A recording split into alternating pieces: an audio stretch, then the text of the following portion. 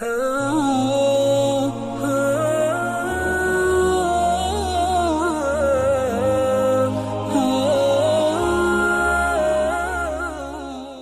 کے نیچے سبسکرائب کے بٹن پہ کلک کریں، بیل کے آئیکن پہ کلک کیجئے تاکہ ہر نئی ویڈیو کی نوٹیفیکیشن آپ کو مل جائے۔ ویسے تو جو دعائیں وظائف میں بتایا کرتا ہوں اس کی عمومی اجازت ہوتی ہے، اسپیسیفک کسی ایک کو اجازت دینا ضروری، کسی ایک کو دے بھی دی تو آپ جو جتنے بھی لوگ سنتے ہیں تو میری طرف سے سب کو دلی اجازت ہوتی ہے، وہ میرے جو وظائف کر سکتے ہیں، اگر وہ سیم ان کا مسئلہ ہے تو بالکل کر سکتے ہیں۔ شیف کے حوالے سے اس میں تو آپ تمام ناظرین نوٹ کر لیں کہ میرا خیال نہیں کہ کوئی وظیفہ ایسا ہو کہ جہاں درود شریف نہ ہوتا ہو۔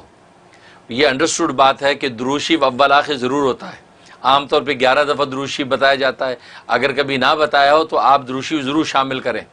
اور اگر بعض ایسے وظائف ہوتے ہیں جس میں درود شریف نہیں پڑھنا ہوتا تو وہاں تصریح کر دی جاتی ہے کہ اول آخر درود شریف نہیں ہے۔ بس اوقات بعض دشمنوں کے لیے پڑھا جاتا ہے اور غیظ و غضب کے لیے پڑھا جاتا ہے، بعض وظائف ایسے ہیں کوئی کڑوی چیز منہ میں رکھ کے پڑھی جاتی ہے، اور درود شریف تو رحمت للعالمین کا تذکرہ ہے تو وہاں غضب میں رحمت کو کیوں ملائیں؟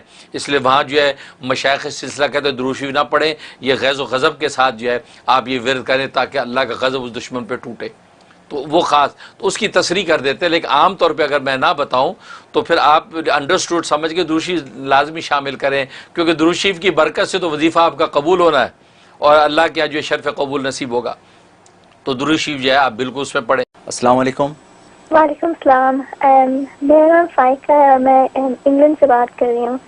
میری مما مفتی صاحب کی مرید ہے اور وہ ایوری ویکینڈ ان کا پروگرام دیکھتی ہیں۔ جی میں اتنے زیادہ پروگرامز نہیں دیکھتی کیونکہ مجھے اردو اتنی سمجھ نہیں آتی، کیونکہ میری اردو اتنی اچھی نہیں ہے، لیکن مما نے کہا کہ میں ان کے ساتھ آپ کا پروگرام دیکھوں، تو میں دیکھنا شروع کیا تو مجھے اردو سمجھ بھی آیا، مجھے اتنا اچھا لگا کیونکہ مجھے اسلام کے بارے میں بہت ساری انفارمیشن ملی، اور وہ میں نے اپنی فرینڈس کے ساتھ اور اپنی کزنس کے ساتھ بھی شیئر کیا۔ وہ ہمیشہ مجھ سے پوچھتی ہیں کہ مجھے اتنی ساری انفارمیشن کہاں سے ملی، تو مجھے بہت اچھا لگتا ہے آپ کا پروگرام دیکھنا۔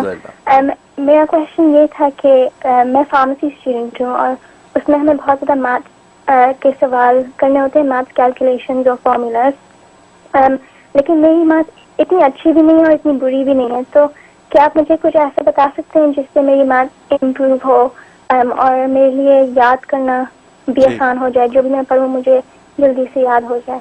ٹھیک ہے، تھینک یو، اللہ حافظ۔ بہت اچھا، ماشاءاللہ، بہت زبردست، ماشاء انگلینڈ سے آپ نے کال کی ہے اور اتنے اظہار محبت کیا، ماشاءاللہ اللہ تعالیٰ آپ کو خوب برکت عطا فرمائے، اور آپ نے محبت سے پروگرام ہمارا دیکھنا شروع کیا جیسے کہ آپ کی امی نے ایڈوائز کیا اور آپ کو اردو سمجھ میں آنے لگی، اور یقیناً انشاءاللہ محبت سے جو بھی دیکھتا ہے اس کے پروگرام سمجھ میں آنے لگتا ہے۔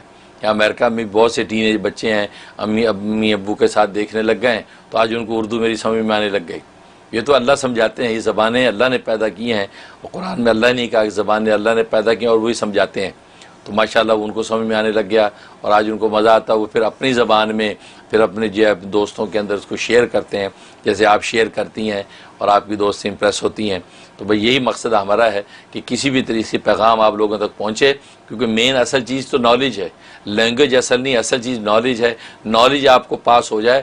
اب لینگویج تو کوئی بھی لینگویج ہے، آپ اس میں اس کو ٹرانسفر کر کے آگے اپنا میسج پہنچائیں، اس لیے میں اپنی زبان میں بس نالج پھیلا رہا ہوں، اور جو جس زبان میں سمجھ کے آگے پھیلانا شروع کر دے تو نالج پھیلتا چلا جائے گا اور لوگوں کو منزلیں ملیں گی انشاءاللہ۔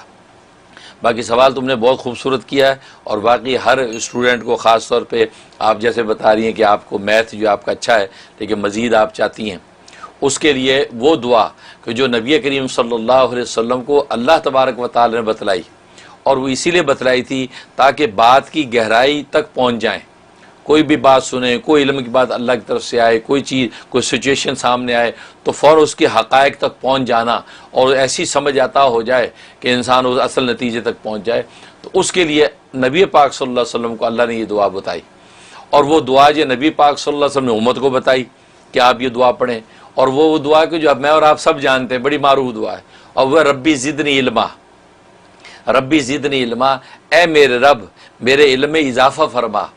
یہ اصل میں یہ اضافہ اس سمجھ کا اضافہ مانگا ہے کہ وہ ایک ایسے سمجھ کا اضافہ پیدا ہو جائے کہ کوئی بھی چیز آئی سامنے، کوئی سچویشن سامنے آئی، فوراً اس کے اصل حقیقت تک پہنچ جائے کہ یار اثر اس کی ہے، اور سطحی چیزوں سے امپریس ہوئے بغیر انسان نتیجے پر پہنچ جاتا ہے۔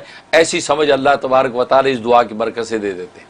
لہٰذا یہ ربی زدنی علما، لوگ تو ویسے علم کے لیے پڑھ لیتے ہیں 1-2 دفعہ، نہیں، اس کا 125 دفعہ کا ورد کریں آپ، 125 ٹائم جو ہے ربی زدنی علما، اول آخر 11 مرتبہ درود ابراہیمی پڑھیں.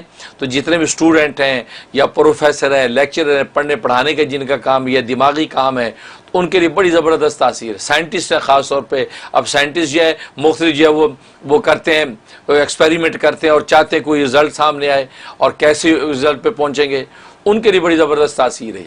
تو 125 مرتبہ یہ پڑھیں، اول آخر 11 مرتبہ درود ابراہیمی، اور پڑھ کے جو اپنے سینے پہ دم کریں، تھوڑے سے پانی پہ دم کر کے پانی پی لیں، یا تھوڑا سا آدھی چمچ شہد پہ دم کر کے شہد چاٹ لیں. یہ 90 ڈیز کی نیت سے شروع کریں، بڑی زبردست تاثیر ہوگی آپ کی. انشاءاللہ جو ہے سینہ کھلے گا، شرح صدر ہوگا، اور آپ کے لیے سارے جو ہے آپ کی کوشچن آسان ہو جائیں گے. میں بھی دل سے دعا کرتا ہوں. بہت شکریہ حضرت، ماشاءاللہ. اچھا، بس اوقات لوگ کہتے دن ہو گیا ہمیں تو پتہ ہی نہیں چلا. وہ آپ کو نہیں پتہ چلا، لیکن تبدیلی اپنا کام کر رہی ہے. کیونکہ بس اوقات انسان کی روح کے اوپر کثافت ہوتی ہے، گندگی ہوتی ہے، تو کثافت صاف لگنے میں ٹائم لگ جاتا ہے. جیسے میلے کپڑے پہ خوشبو چھڑکیں تو ویسی خوشبو نہیں پھوٹتی جیسے جو اجلے دھلے پہ ہوتی ہے. اس کا مطلب اللہ پہلے روح کو اجلا دھلا کرتے ہیں اس نام کی برکت سے، اب جب وہ مزکہ ہو جاتی اب یہ نام جو ہے وہ اپنی خوشبو کو ظاہر کرتا ہے. تو اس لیے ناظرین اس میں بھی پریشان نہ ہوا کریں کہ یہ ہو گیا ابھی تو کچھ بھی نہیں ہوا. نہیں، وہ ہو رہا ہے، کیونکہ اللہ کا نام ہے، وہ اثر کیسے نہ کرے.